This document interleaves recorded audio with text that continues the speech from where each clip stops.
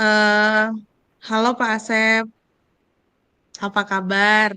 Semoga hari ini Pak Asep sedang berkabar baik ya kabarnya. Ya, Bu Siti Jumroh, alhamdulillah saya baik gitu. Bu Siti Jumroh, kira-kira bagaimana kabarnya? Ya, Alhamdulillah hari ini juga saya baik. Terima kasih Pak Asep. Jadi hari ini kita mau ngobrol tentang apa nih Pak Asep? Boleh diceritakan mungkin sedikit? Ya, Bu Siti. Jadi di kelas saya itu di mana saya bersama murid-murid sudah membuat kesepakatan kelas gitu, keyakinan kelas yang tentunya harus diikuti gitu kan. Tapi belakangan ini beberapa murid mulai melanggar ya kesepakatan itu gitu. Awal-awal sih bagus. Mereka sering tidak konsisten menurut saya gitu di kelas, dan ada yang bikin gaduh saat pelajaran. Saya jadi bingung gitu harus bagaimana mengatasinya, Bu Siti Jumroh. Oke, baik Pak Asep. Perihal konsentrasi siswa ya Pak Asep, konsekuensi mengenai Iya. kesepakatan kelas sehingga menyebabkan pelanggaran kesepakatan kelas. Pertama, mungkin kita tentukan tujuan terlebih dahulu Pak Asep. Apa yang ingin Pak Asep capai dari sesi coaching hari ini? Ya, Bu Siti Jumroh, eh, dari sesi pertemuan ini saya ingin mendapatkan solusi gitu dari permasalahan tersebut, sehingga saya bisa melakukan aksi nyata untuk perbaikan kondisi tersebut, Bu Siti Jumroh. Oke, baik Pak Asep.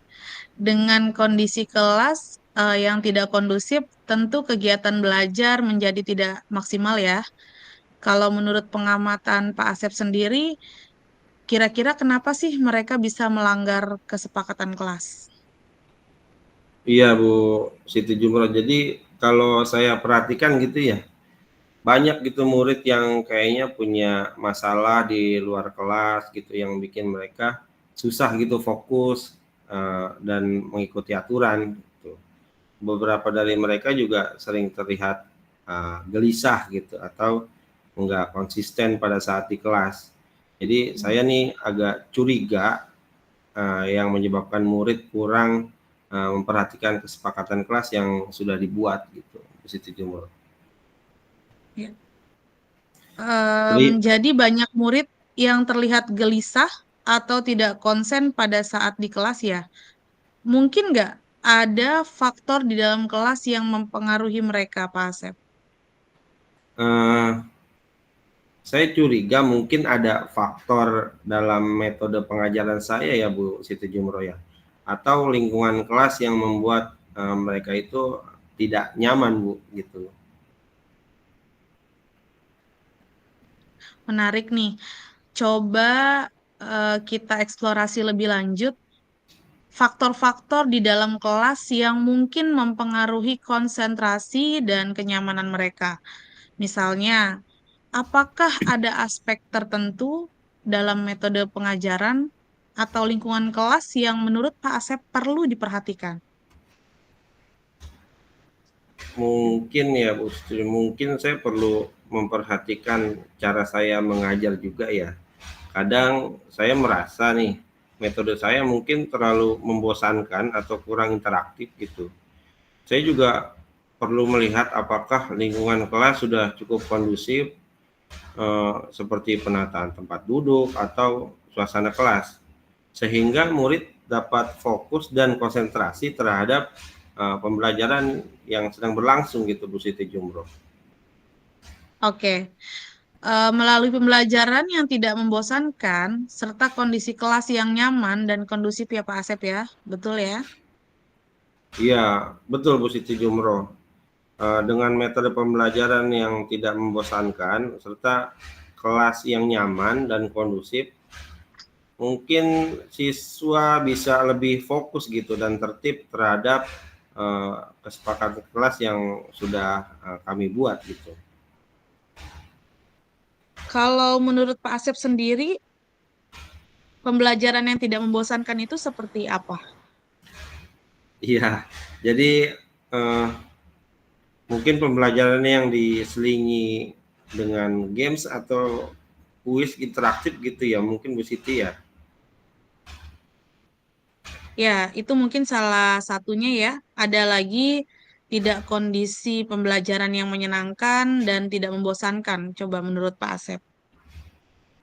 Eh, jadi mungkin pembelajaran yang melibatkan interaksi antar siswa kali ya Bu Siti Jumroh. Jadi mereka tuh bisa membuat apa namanya karya kolaborasi gitu dengan rekannya masing-masing gitu. Mungkin begitu ya Bu Siti Jadi, Jumroh ya. ya, jadi pembelajaran dengan membuat karya ya Pak Asep ya. Nah, Mm-mm. tadi kan disinggung juga terkait suasana kelas yang nyaman dan kondusif. Kalau menurut Pak Asep, suasana kelas yang nyaman dan kondusif itu yang seperti apa menurut Pak Asep? Menurut saya sih suasana kelas yang nyaman dan kondusif itu adalah mm, kelas yang bersih, rapi, terus tidak berisik, atau mungkin udara yang segar gitu. Eh, Setidaknya ada kipas angin lah. Kalau AC kan agak susah ya. Baik, dari kondisi kelas yang Pak Asep sebutkan tadi, adakah yang belum terwujud atau belum ada di kelas Pak Asep saat ini? Mungkin kondisi kelas yang tidak berisik ya Bu Siti ya. Terkadang eh, ada aja tuh yang salah satu murid di kelas ngajak murid lain ngobrol saat pembelajaran berlangsung gitu, sehingga membuat murid lain terganggu dan tidak konsentrasi pastinya terhadap pembelajaran yang saya berikan gitu Bu Siti Jumroh. Wah, tentu sangat menantang ya Pak Asep ya. Ketika muncul distraksi dari salah seorang murid yang mengganggu teman lainnya, gitu ya. Iya betul Bu Siti, begitu emang. Nah, untuk menghadapi anak tersebut, kira-kira apa nih yang bisa dilakukan oleh Pak Asep? Untuk menghadapi anak tersebut sepertinya saya bisa gitu ya mengajak anak tersebut berdiskusi untuk mengetahui lebih dalam gitu apa sih yang membuat dia tidak fokus pada pembelajaran dan mengganggu teman-temannya gitu. Dari hasil diskusi tersebut, apa nih yang Pak Asep harapkan atau Pak Asep ingin capai ke depannya? Saya sih berharap gitu ya murid tersebut bisa merubah perilakunya gitu, dan saya bisa menggali informasi lebih dalam apa nih sumber gangguan dari diri murid tersebut, karena bisa aja itu sebenarnya dia ingin fokus belajar di kelas namun karena satu dan lain hal jadi kurang fokus gitu. Baik, itu poin yang sangat baik, Pak Asep. Nah, dari cara mengajar, membuat suasana kelas yang nyaman, kondusif, langkah apa nih? Pertama, yang paling mungkin bisa dilakukan, Pak Asep, di antara kedua hal tersebut dalam 1 minggu ini, misalnya. Dalam 1 minggu ini saya rasa yang memungkinkan dalam waktu dekat ya Bu Siti Jumroh, saya itu menekankan tentang kesepakatan kelas gitu. Jadi menciptakan suasana kelas yang nyaman dan kondusif gitu Bu Siti. Nah, untuk mengantisipasi distraksi atau gangguan di dalam kelas tersebut, kira-kira apa yang mungkin bisa Pak Asep lakukan? Untuk mengantisipasi yang pertama mungkin saya akan refleksikan kembali beberapa siswa yang tidak mengikuti kesepakatan kelas ya Bu Siti Jumroh. Siapa aja nih yang kira-kira menjadi sumber distraksi di kelas. Kemudian saya akan mengajak beberapa murid berdiskusi dari hati ke hati melalui segitiga restitusi. Sehingga saya bisa mendapatkan kesimpulan apa sumber utama ketidakfokusan mereka di dalam kelas gitu, Bu Siti Jumroh. Mungkin itu. Itu ide yang sangat menarik. Jadi melalui segitiga restitusi, kemudian menciptakan budaya positif di kelas. Nah, kira-kira kapan nih Pak Asep mau mulai menerapkan evaluasi di kelas ini, di kelas yang Pak Asep ajar? Iya, Bu Siti Jumroh. Saya sih berencana untuk melakukan evaluasi di kelas itu ya minggu-minggu inilah, Bu Siti. Gitu.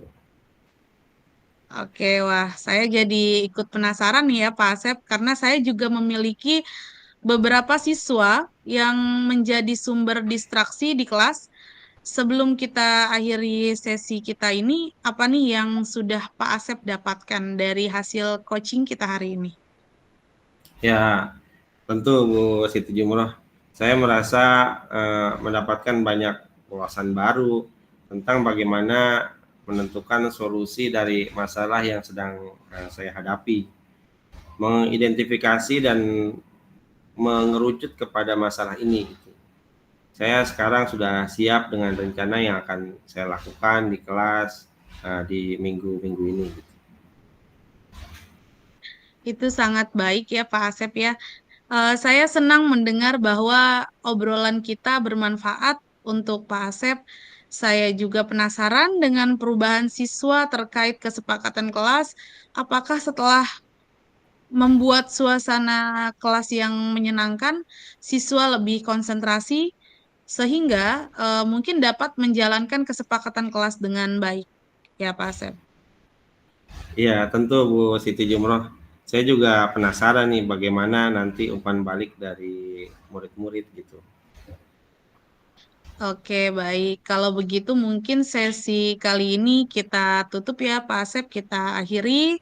Terima kasih, Pak Asep, untuk hari ini. Iya, terima kasih juga Bu Siti Jumroh. Saya jadi lebih tercerahkan gitu nih dengan coaching hari ini. Terima kasih Bu Siti Jumroh. Ya, terima kasih, Pak Asep, sama-sama.